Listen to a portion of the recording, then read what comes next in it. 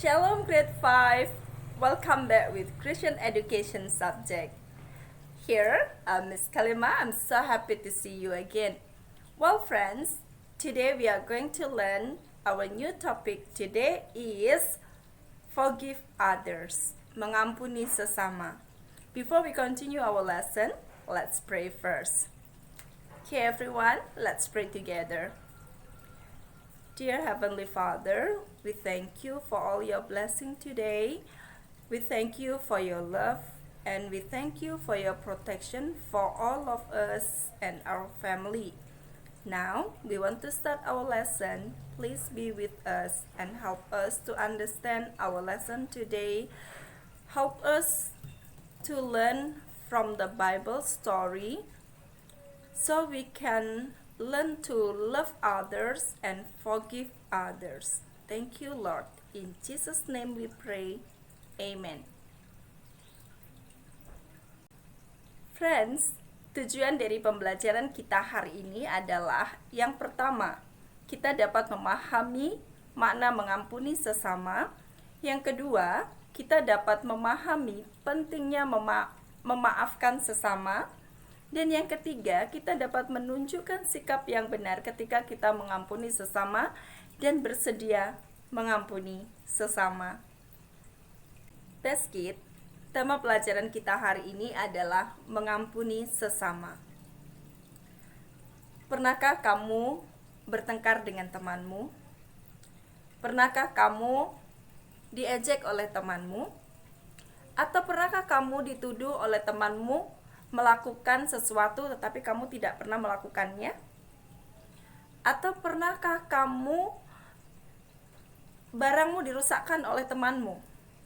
Misalnya alat tulis atau mainan kesayanganmu? Pernahkah temanmu membuatmu bersedih? Pada situasi-situasi seperti ini, bisakah kamu mengampuni mereka atau memaafkan mereka? Atau seberapa sering kamu memberikan pengampunan kepada mereka? Mari teman-teman, kita akan belajar dari pengajaran Tuhan Yesus tentang pengampunan melalui cerita Alkitab berikut. Mari kita simak bersama.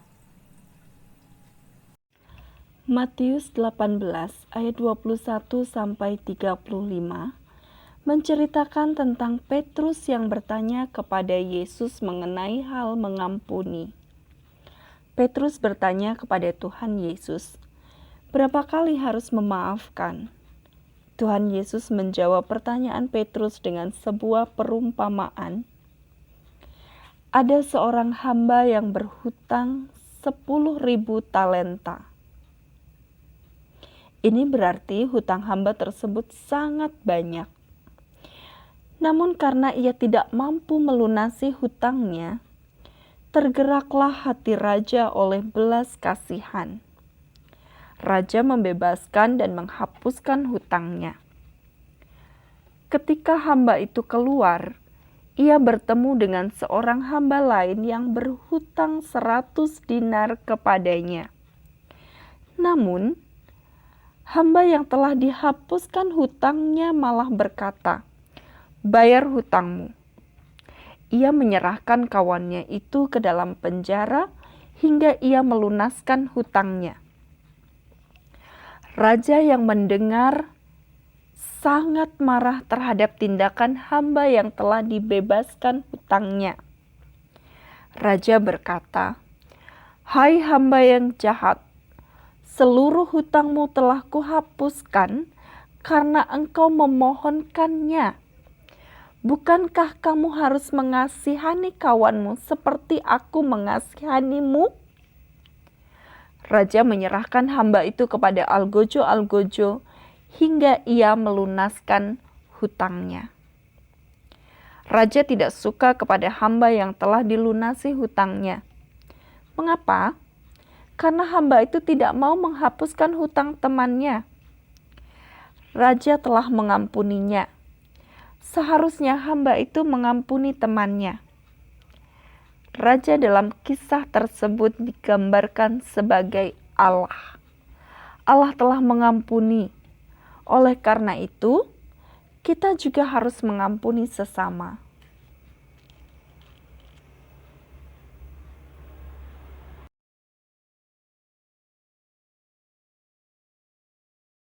Teman-teman, menurutmu apakah mudah mengampuni orang yang bersalah kepadamu? Ada orang yang mudah untuk memaafkan, ada juga orang yang sulit untuk memaafkan. Seperti hamba yang berhutang tadi. Ia sulit untuk memaafkan temannya yang berhutang kepadanya. Ia telah menerima pengampunan dari sang raja, tetapi ia tetap tidak mau memberikan pengampunan kepada temannya.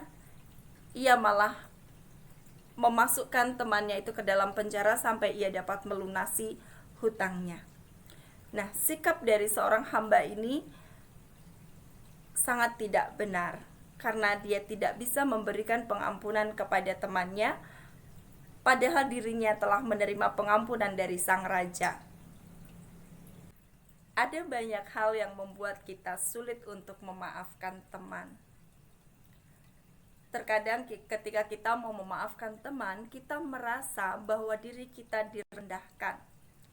Kita berpikir bahwa kita telah dirugikan oleh teman kita ketika teman kita mengejek orang lain dan kita yang harus minta maaf. Ada baiknya kalau kita merasa sakit hati, kita bisa menyampaikan kepada orang itu bahwa rasa sakit yang kita rasakan kita bisa sampaikan, dan rasa kecewa kita bisa sampaikan kepada orang yang telah membuat kita kecewa, sehingga itu tidak menghambat kita untuk memberikan pengampunan kepada orang lain. Hari ini kita belajar tentang mengampuni sesama.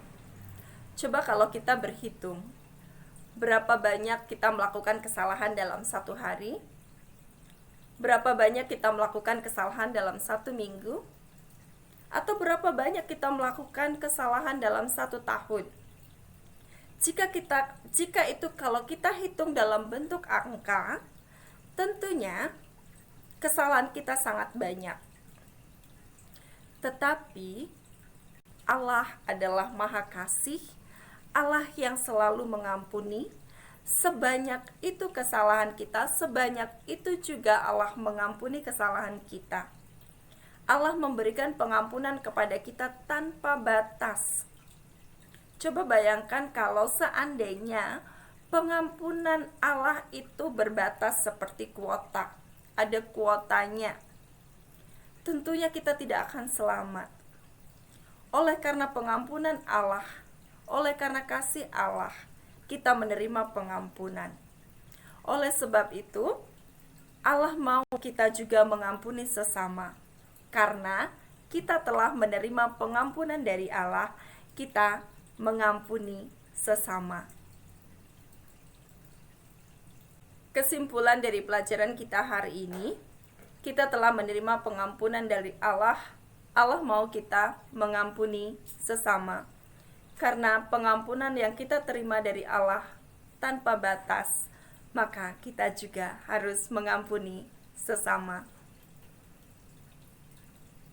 Mari kita akhiri pelajaran kita hari ini dengan berdoa. Mari kita berdoa. Tuhan Yesus, terima kasih Tuhan sudah mengajari kami tentang pengampunan. Ajarlah kami Tuhan untuk dapat mengampuni sesama kami, karena Tuhan telah memberikan kami pengampunan yang tanpa batas. Terima kasih Tuhan, terpujilah namamu, dalam nama Tuhan Yesus kami berdoa. Amin. Teman-teman, demikian video pembelajaran kali ini. Untuk penjelasan lebih detail kita akan bahas pada pertemuan kelas online berikutnya. Terima kasih, Tuhan Yesus memberkati. Sampai jumpa. Bye-bye.